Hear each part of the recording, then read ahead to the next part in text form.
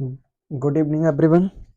आज हम class twelfth का स्थिर वैद्युत की जो कि पहली यूनिट है फिजिक्स में, उसका पहला चैप्टर कूलाम का नियम तथा वैद्युत क्षेत्र से सबसे ज्यादा इंपॉर्टेंट टॉपिक के बारे में बात करेंगे, आवेश। आवेश सबसे इस चैप्टर में सबसे हर जगह पर आवेश नाम सुनने को मिलेगा और आवेश इस चैप्टर में सबसे ज्यादा इंपॉर्टेंट टॉपिक है। इसी से सब टॉपिक रिलेटिव है। आइए देखते हैं आवेश क्या है। आवेश का नाम दरअसल हम क्लास 10th से ही जानते हैं। आवेश का नाम हम 10th से ही जानते हैं। 10th में हमें नाम के लिए आवेश को मिला, लेकिन यहाँ पर आवेश का बिल्कुल वर्णन दिया जाएगा। तो पहले हम क्लास 10th से जोड़ते हैं कि आवेश क्या है। क्लास 10th में केवल हमने ये पढ़ा था कि आवेश आवेश को इंग्लिश में आवेश को चार्ज कहते हैं। इंग्लिश में आवेश का एक हमने सूत्र पढ़ा था, Q इक्वल टू IT।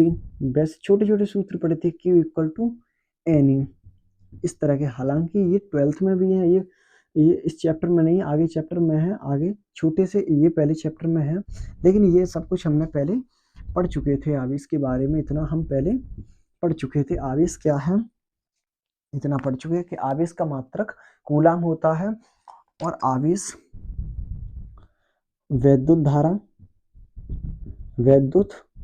धारा इसका मात्रक एम्पियर ये होता है। समय का मात्रक सेकंड, इसका मात्रक होता है एम्पियर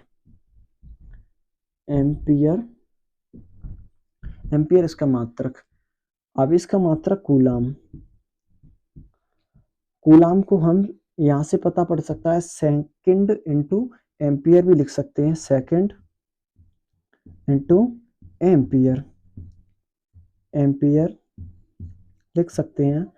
इसे कूलाम भी कहते हैं। जितना कि यहाँ तक कि हमने आवेश के बारे में क्लास 10th में पढ़ा था, लेकिन अब हम बात करेंगे क्लास 12th में आवेश है क्या, आवेश का क्या लेवल है क्लास 12th में। तो हम देखते हैं आवेश का क्या लेवल है 12th क्लास में। दरअसल आवेश क्या है, हमने पिछली कक्षाओं में, क्लासों में, स्कूल में जब पढ़ते थे तब हमने पढ़ा था, हमने प्रैक्टिकल किया था कि अपने बालों से किसी कंघी मतलब पेन को लगाते थे स्कूल में, तो हल्के हल्के टुकड़े करते थे, तो उन हल्के टुकड़ों को आकर चिपकाती हमारी पेन से वो चिपक आते थे। वो किस वजह से होते थे कि किसी पेन को हमने रगड़ा और उसमें कागज को चिपकाने की क्षमता आ गई, वो गुण उत्पन्न हो गया, जिसके कारण हल्की वस्तुएं आकर्षित होती हैं। वो क्या था, ये प्रैक्टिकल हमने बचपन में किया है, और वो क्या था, उसी को ही हम आवेश कहते हैं।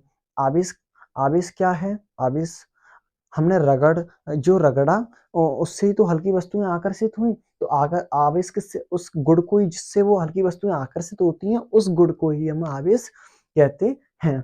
आवेश कैसे उत्पन्न हुआ, हमने ये रगड़ा, और रगड़न को फिजिक्स की भाषा में क्लास 11th में पढ़ा होगा। फिजिक्स की भाषा में घर्षण कहते हैं। आवेश कैसे उत्पन्न हुआ, घर्षण विधि से। हालांकि 3 विधियां हैं आगे, प्रेरण, चालन विधि और भी हैं, वो आगे डिटेल में है, लेकिन यहाँ इतना केवल बता दिया गया क्योंकि बीच में टॉपिक में आ गया कि आवेश घर्षण से भी उत्पन्न हो जाता है। अब आवेश की हम डेफिनेशन क्लास 10th में तो हमने वैद्युत धारा तथा समय के गुणनफल को हम आवेश कहते हैं पढ़ा था, और सही भी है, बिल्कुल सही है। लेकिन क्लास 12th में ऐसा नहीं है, यहाँ पर थोड़ा बड़े डिटेल में है आवेश का वर्णन, तो हम बड़े डिटेल में कह लेंगे। हमने बोला कि दो परावैद्युत पदार्थों को आपस में रगड़ने पर आवेश को हम लिख सकते हैं, दो परावैद्युत पदार्थ, कुछ भी हो सकते हैं, अंबर, लाख ऐसे पदार्थ। परावैद्युत पदार्थ का मतलब होता है कुचालक का मतलब होता है जिनमें वैद्युत धारा प्रवाहित नहीं होती है। आगे पढ़ेंगे जिनमें मुक्त इलेक्ट्रॉन नहीं पाए जाते हैं। मुक्त इलेक्ट्रॉन किसकी वजह से पाए जाते हैं, विद्युत धारा बहती है मुक्त इलेक्ट्रॉन की वजह से। हालांकि विद्युत धारा आयंस के लिए आयंस होते हैं तब भी बहती है, वो केमिस्ट्री का टॉपिक है। यहाँ पर इतना समझते हैं, वैद्युत धारा बहती है मुक्त इलेक्ट्रॉन के कारण, और कुचालकों में मुक्त इलेक्ट्रॉन नहीं होते हैं, वो बंधे होते हैं इलेक्ट्रॉन, इसलिए कुचालक पदार्थों में वैद्युत धारा नहीं बहती है।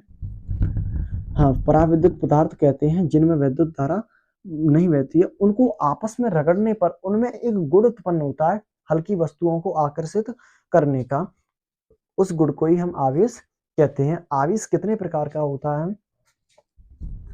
आवेश कितने, ये डेफिनेशन है, आप अपने नोट्स से याद करते हैं, मुंह से एक बार मैंने बोल दी है। हल्की वस्तुओं को आकर्षित करने का गुण ही उत्पन्न होता है। आवेश, आवेश कितने प्रकार के होते हैं? आवेश हमारे दो प्रकार के होते हैं, एक होता है पॉजिटिव और एक होता है हमारा आवेश निगेटिव। आवेश का एक सबसे अच्छा गुण होता है, आवेश प्रत्येक पदार्थ का मूल गुण होता है, वो आवेश होता है। इस चीज को लिखा देखा होगा, लेकिन इस चीज का अब बिल्कुल डिटेल में समझते हैं। आवेश, पदार्थ का मूल गुण आवेश क्यों होता है? क्योंकि हम जानते हैं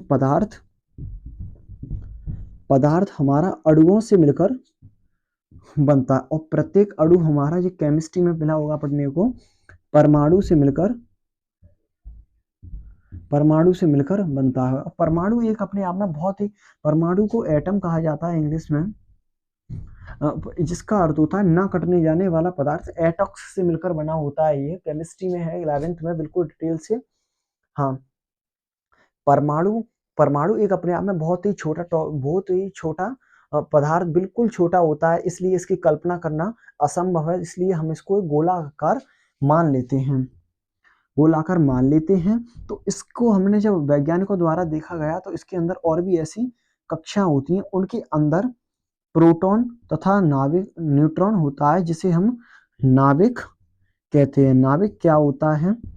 परमाणु के अंदर एक धनावेशित गोला, जिसके अंदर प्रोटॉन तथा न्यूट्रॉन होते हैं। प्रोटॉन पर होता है हमारा पॉजिटिव चार्ज, और उनकी कक्षाओं में आसपास इलेक्ट्रॉन चक्कर लगा रहे होते हैं, और इलेक्ट्रॉन पर होता है ऋणावेश,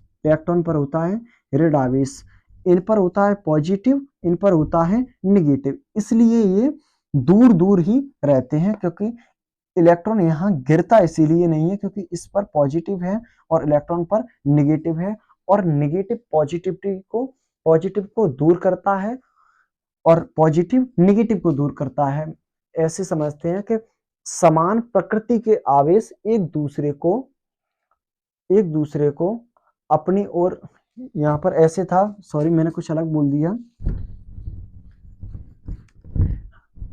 हाँ, ये हमने नाविक लिया अपना न्यूक्लियर, ये यहाँ पर लिए प्रोटॉन, यहाँ पर लिए न्यूट्रॉन, ये इलेक्ट्रॉन है, इलेक्ट्रॉन पर होता है ऋणावेश, इलेक्ट्रॉन की कक्षाओं में ऐसे ही चक्कर लगाते रहते हैं। तो इस पर होता है प्रोटॉन पर होता है पॉजिटिव चार्ज।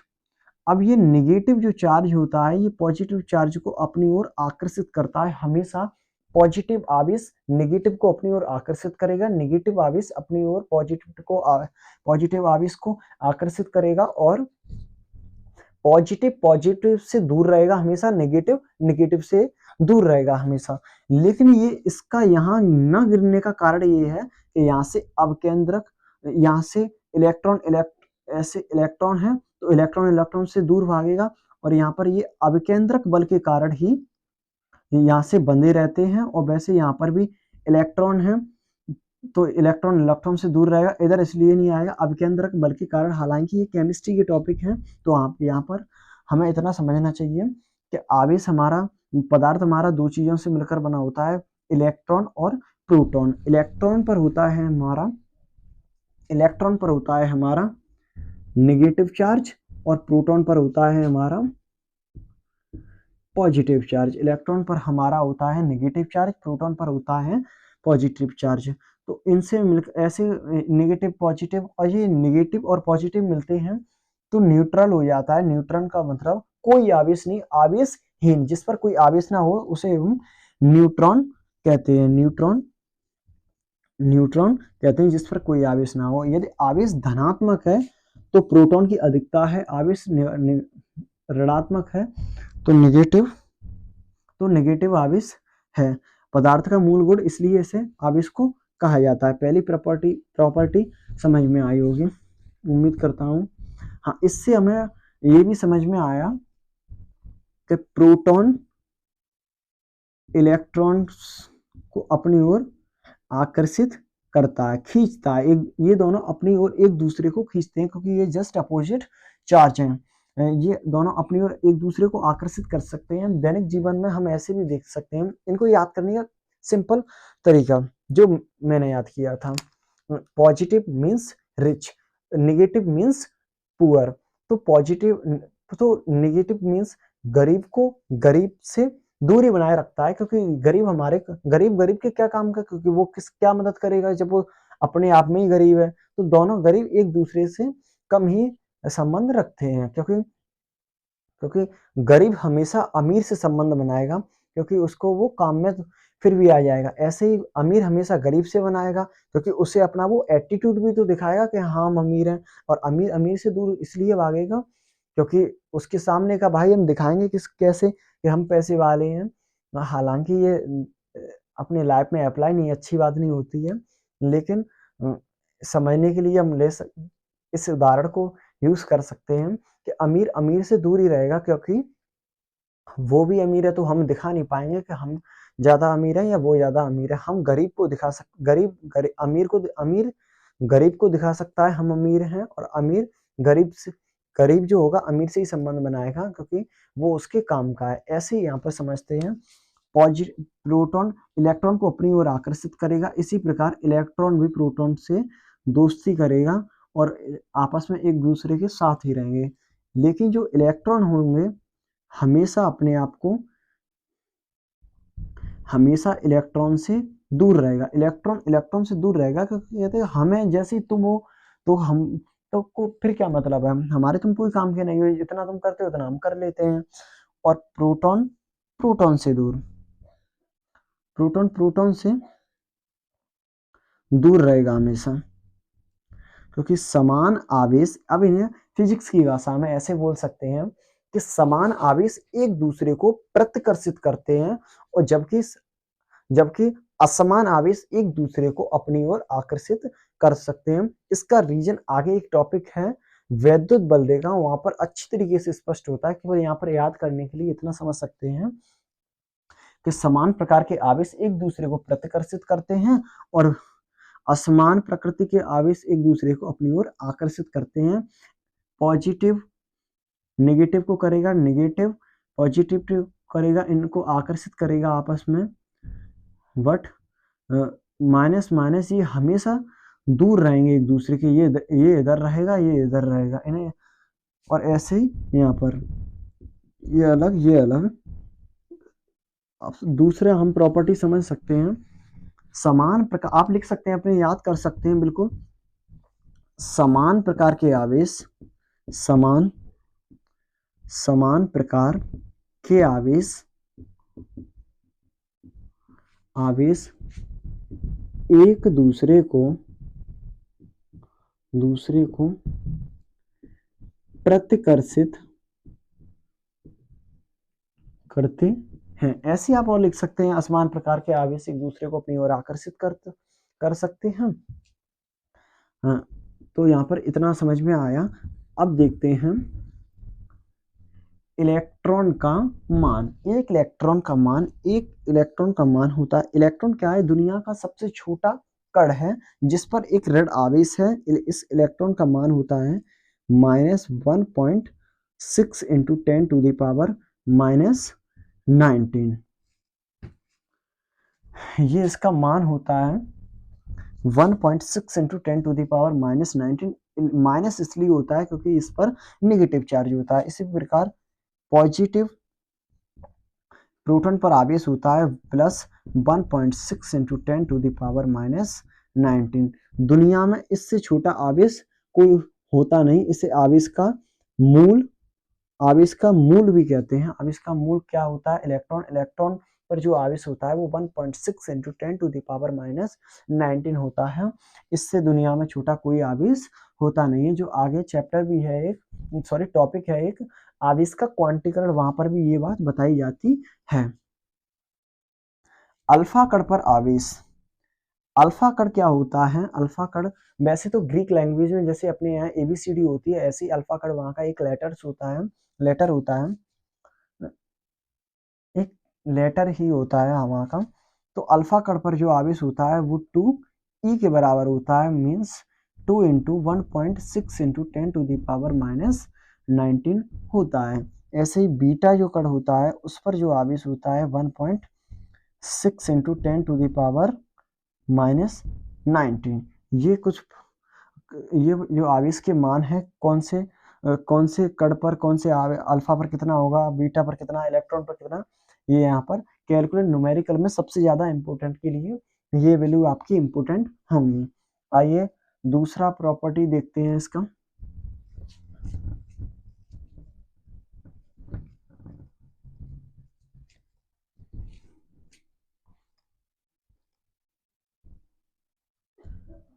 आवेश का द्रव्यमान से भी संबंध होता है। आवेश का द्रव्यमान से क्या संबंध होता है, आइए देखते हैं।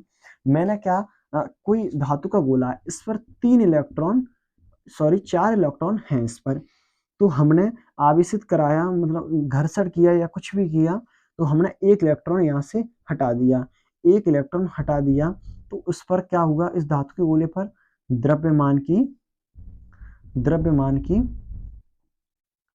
कमी हुई। यहाँ पर द्रव्यमान की कमी हुई, मतलब आवेशित करने पर यदि इलेक्ट्रॉन किसी पदार्थ से निकाले गए हैं तो वहां द्रव्यमान की कमी हो जाती है, और यहाँ पर ऑल इलेक्ट्रॉन एक और भर देते हैं हम यहाँ पर द्रव्यमान की अधिकता, इसलिए द्रव्यमान भी इलेक्ट्रॉन पर निर्भर करता है।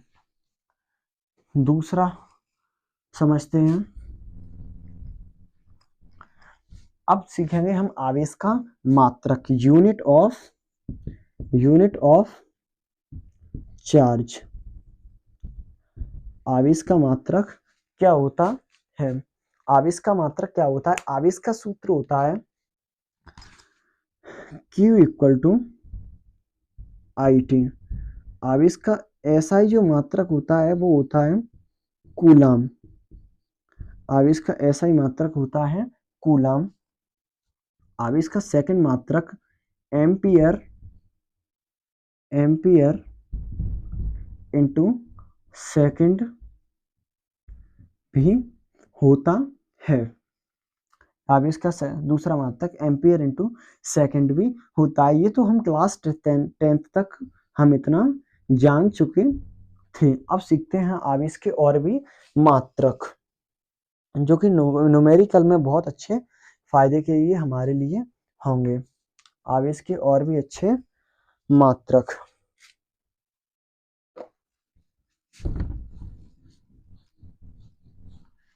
हाँ, हमारा डस्टर कहाँ पे, ये है। हमारे आवेश के मात्रक, यूनिट ऑफ चार्ज।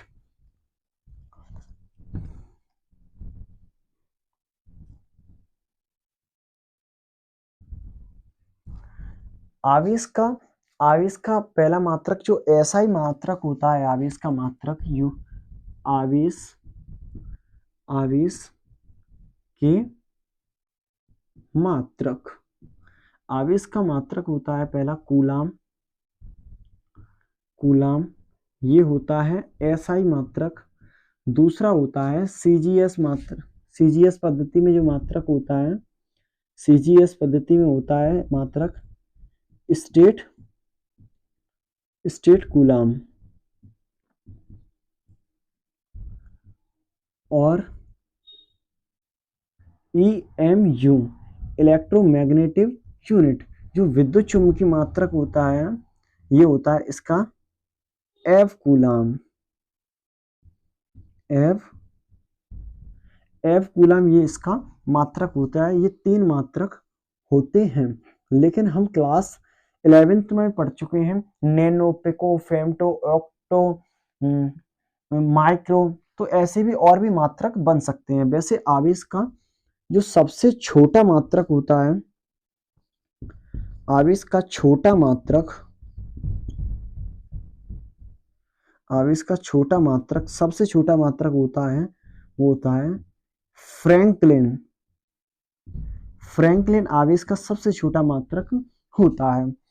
और जो सबसे बड़ा मात्रक होता है, सबसे बड़ा मात्रक, सबसे बड़ा मात्रक, आवेश का सबसे बड़ा मात्रक होता है फेराडे, जो कि एक फेराडे ने दिया। फेराडे एक वैज्ञानिक भी थे, फेराडे ने दिया। हाँ, फेराडे ये सबसे बड़ा मात्रक होता है। अब फेराडे का मान कितना होता है, कहाँ गया कागज? हाँ, फेराडे, फेराडे कितना होता है, एक फेराडे बराबर, ये आपके मात्रक आपने लिख लिए होंगे, एक फेराडे बराबर होता है 96500 कूलम। ये चीज न्यूमेरिकल में बहुत ही ज्यादा आएगी। एक फेराडे बराबर होता है 96,500 कूलम, जो कि आवेश का सबसे बड़ा मात्रक होता है फेराडे। ये सीजीएस पद्धति में होता है, coulomb, state coulomb, F coulomb, state coulomb होता है सीजीएस पद्धति में, सॉरी एसआई में होता है कूलम। और ईएमयू विद्युत चुम्बकीय मात्रक होता है, विद्युत चुम्बकीय मात्रक होता है हमारा एफ, एक नहीं, एफ कूलम, एफ कूलम। अब देखते हैं हम संबंध।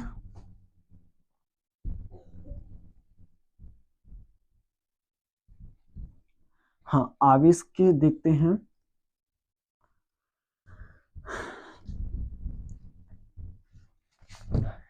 आवेश क्या, आवेश के, आवेश का संरक्षण, आवेश का, आवेश का संरक्षण, आवेश का संरक्षण, मैंने आवेशित करने का मतलब है चार्जेस। मैंने कहा मैंने फोन चार्ज किया, मेरा फोन बिल्कुल चार्ज नहीं था, मैंने बिजली आई घर पर और अपना फोन चार्ज कर लिया। फैन से जो हमारे जो स्विच होते हैं वहां से हमने अपना अपना चार्जर लगाया, अपना फोन चार्ज किया, तो फिर हमने वहां से अपना फोन चार्ज कर लिया। तो उसके बाद हमारे जो फोन में बैटरी हुई, वो कहाँ से आया चार्ज, वो आवेश कहाँ से आया? वैसे आवेश की तुलना पानी से की गई है। छोटा सा टॉपिक है, जैसे आवेश किसी भी चीज में भरते जाए, मैंने पढ़ा नहीं पाया बीच में अभी, आवेश किसी भी चीज में भर जाए तो उसका तल के ऊपर आता है तो आवेश बाहर निकलने लगता है, जैसे कि पानी, क्योंकि आवेश की तुलना हमेशा पानी से की गई है। आप समझ रहे हैं, यहाँ पर टॉपिक भी हुआ आपकी किताब में। हाँ, अपना टॉपिक क्या था? चार्ज। हाँ, तो मैंने कहा मैंने फोन चार्ज किया, तो जो बिजली आई थी मेरे घर पर, मैंने उससे अपना फोन चार्ज कर लिया। अब बिजली चले जाए तो मैं क्या कह सकता हूँ, जो बिजली आई थी मैंने उसका यूज कर लिया और अभी भी मेरे फोन में है वो बैटरी जो कि वहां से मैंने ली थी। तो क्या वो बिजली आई थी वो नष्ट हुई थी? नहीं नष्ट हुई थी, क्योंकि मैंने उसका फोन में यूज कर लिया, बैटरी आ गई मेरे फोन में, मेरे फोन में पावर ज्यादा हो गई, ज्यादा परसेंटेज पर पहुंच गई, तो मैंने क्या, मैंने उसका यूज कर लिया। अब मैं उसका यूज करूंगा कोई भी काम में, तो फिर उसका यूज ही तो किया, उसका यूज किया तो, लेकिन नष्ट तो नहीं हुई, उसकी सहायता से तो मैं सेकंड काम कर सकता हूँ। उस वो बैटरी जाएगी तभी तो मैं कोई काम करूंगा, तो वो उस काम में फिर ट्रांसफर हो जाएगी। ऐसे ही देखते हैं कि इन्वर्टर में हमारे में बैटरी वो विद्युत जो चार्ज होता है संचलित हो जाता है, इकट्ठा हो जाता है, तो बिजली आने के बाद भी वो काम करता रहता है जब तक कि उसमें आवेश रहता है। तो क्या बिजली वाला आवेश नष्ट हुआ? नहीं, उसको हमने ट्रांसफर कर लिया उसमें, उसमें तो वो नष्ट नहीं हुआ।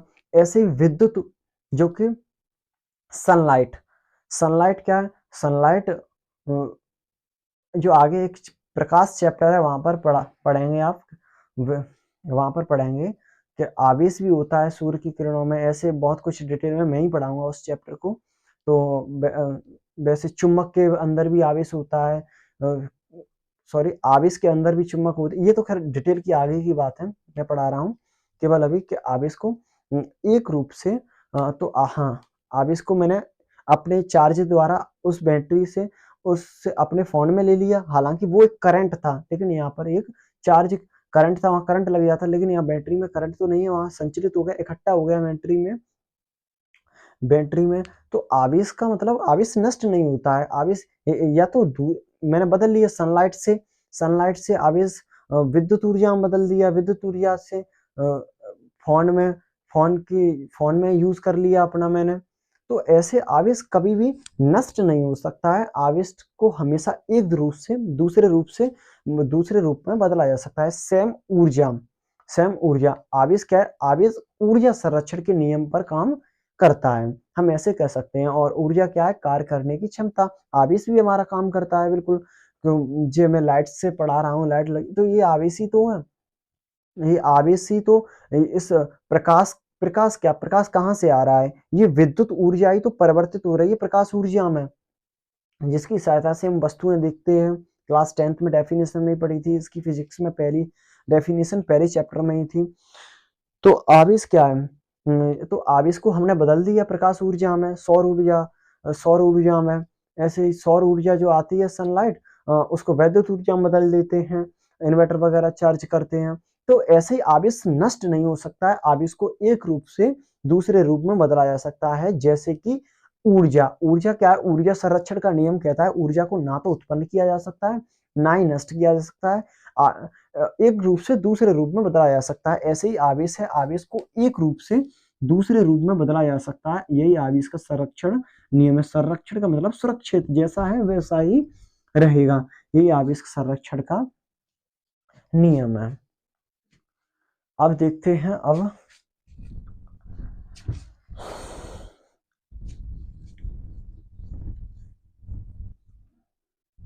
क्या रह गया, हाँ, आवेश उत्पन्न क्या करता है। हालांकि 1800 पढ़ेंगे या पढ़ लिया होगा आपने, 1820 में अरस्टेड ने बताया था कि जब किसी चालक में वैद्युत धारा उत्पन्न की जा सकती है तो उसके चारों ओर एक क्षेत्र उत्पन्न होता है, उसे चुंबकीय क्षेत्र कहते हैं।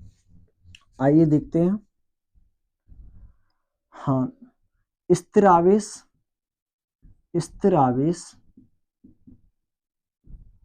हमेशा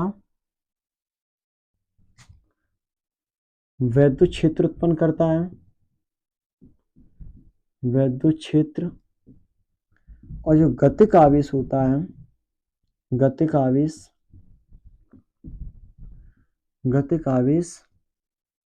वैद्युत क्षेत्र तथा चुंबकीय क्षेत्र,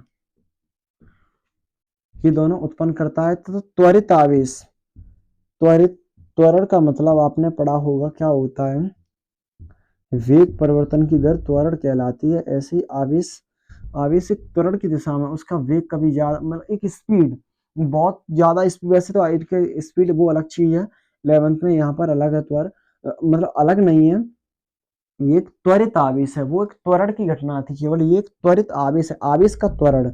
तो ये वैद्युत क्षेत्र भी उत्पन्न कर सकता है, हाँ, ये उत्पन्न चुंबकीय क्षेत्र भी तथा चुंबकीय तरंगें भी उत्पन्न करता है, ये तीनों उत्पन्न करता है त्वरित आवेश। आई थिंक आवेश एंड, हाँ, एक और टॉपिक है आवेश के अंदर, आवेश का क्वांटीकरण, जो कि न्यूमेरिकल में भी हमारे बहुत ज्यादा सहायता के लिए होता है। आवेश का क्वांटीकरण,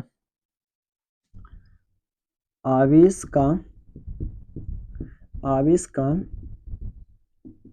क्वांटीकरण, आवेश का सूत्र एक हम जानते हैं, Q इक्वल टू NE, और N हमने क्लास 10th में वास्तविक संख्या चैप्टर है मैथमेटिक्स में, वहां पर था N equal to 1 2 3 and dot dot natural number, ये आवेश का सूत्र है। ये इलेक्ट्रॉन पर आवेश है, इसलिए E है, इसका मान होता है 1.6 × 10⁻⁹। इसका मतलब या तो आवेश इसका गुणनफल 1 होगा या 2 होगा या 3 होगा, कभी ऐसा गुणनफल आवेश का नहीं हो सकता 2.5, क्योंकि आवेश का हमेशा पूर्ण गुणज ही संभव होता है, इसलिए आवेश का इस फॉर्म में इसलिए आवेश को लिख सकते हैं, आवेश हमेशा पूर्णगुणज ही संभव होता है, इसको ही आवेश का क्वांटीकरण कहते हैं।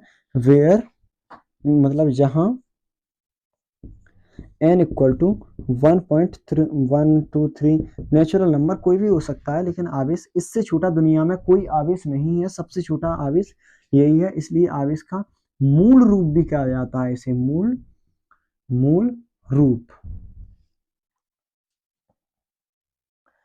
रूप भी कहा जाता है। जहां आवेश होता है उसके चारों ओर, वो वैद्युत क्षेत्र की बात है, वो नेक्स्ट वीडियो में आपको मिलेगी।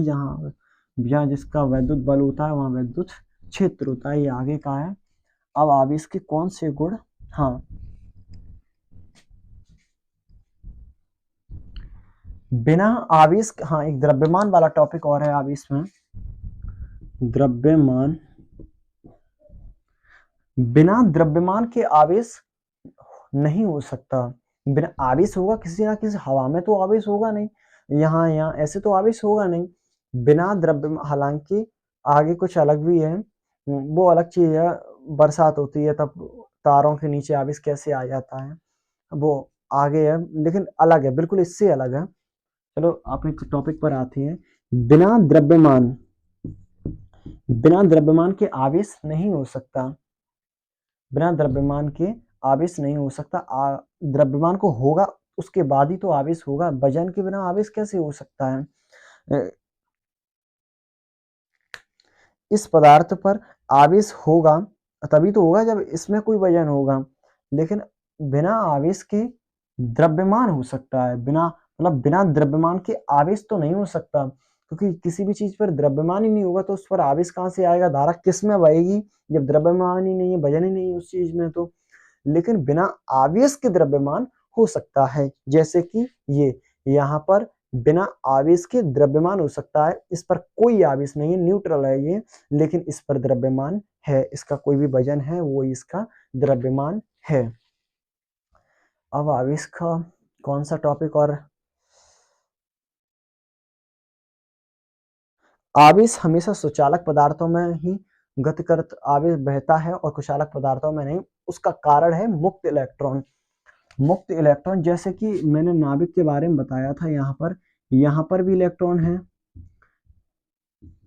यहाँ पर भी इलेक्ट्रॉन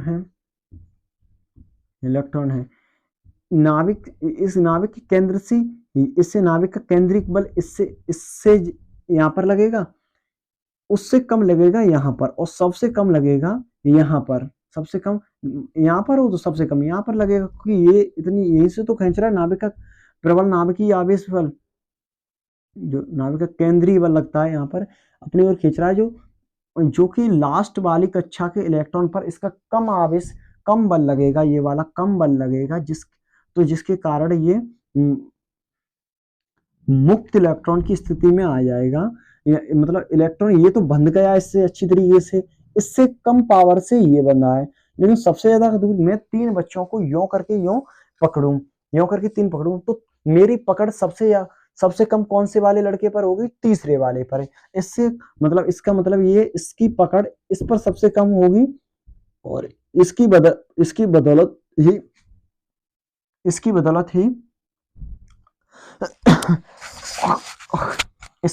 ही आवेश उत्पन्न होगा। मतलब वैद्युत धारा के बहने के लिए जिम्मेदार हमारे मुक्त इलेक्ट्रॉन होते हैं। मुक्त इलेक्ट्रॉन वो जो नाभिक की सबसे बाहरी कक्षा में पाए जाते हैं और जो गति करते रहते हैं, उनको ही मुक्त इलेक्ट्रॉन कहा जाता है। इनका चालन सुचालक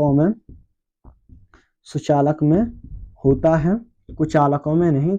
सुचालक में होता है, कुचालक में नहीं। कुचालक का मतलब ये है वहां पर जो द्रव्य के कण होते हैं, बहुत ठोस होते हैं, इसके कारण तो वहां वैद्युत धारा बहना